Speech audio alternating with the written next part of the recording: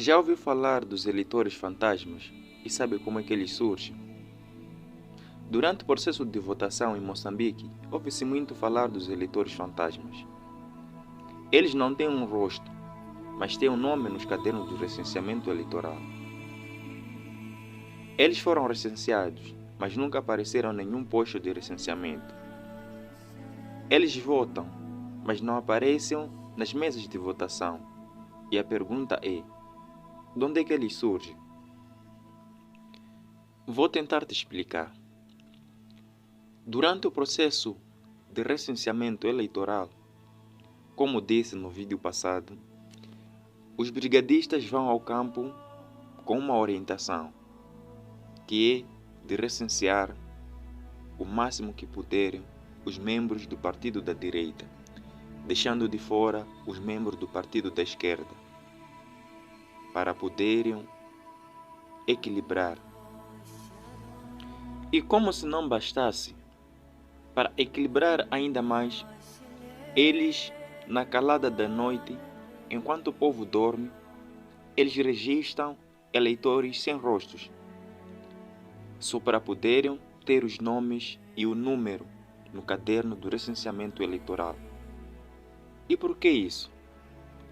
Bom, todo mundo sabe que durante o processo de votação faz enchimento das urnas, ou seja, um único eleitor introduzindo vários boletins de voto dentro da urna. Mas para que isso aconteça é necessário que existam esses eleitores fantasmas. Porque numa determinada mesa de votação, só vota aquele que se recenseou naquela mesma mesa. Então, não é possível o número que está no caderno do recenseamento eleitoral exceder ao número de votantes naquela mesma mesa. Por isso, há necessidade que existam esses eleitores fantasmas. E eles servem para exatamente acrescentar um número de votantes naquela mesma mesa, para quando forem a fazer o enchimento das urnas, o número de votantes não ultrapasse ao número que está no caderno de recenseamento eleitoral. E é daí que surgem os eleitores fantasmas. E pode vir uma outra pergunta: como é possível eles recensearem esses eleitores fantasmas? Bom, as nossas máquinas, ou seja, as máquinas que são usadas para poderem recensear, eles não impedem, mesmo que você tire a foto de uma parede, ele vai imprimir o cartão, desde que introduza os dados. Mesmo que os dados sejam certos ou não sejam certos, não tem como você provar nada.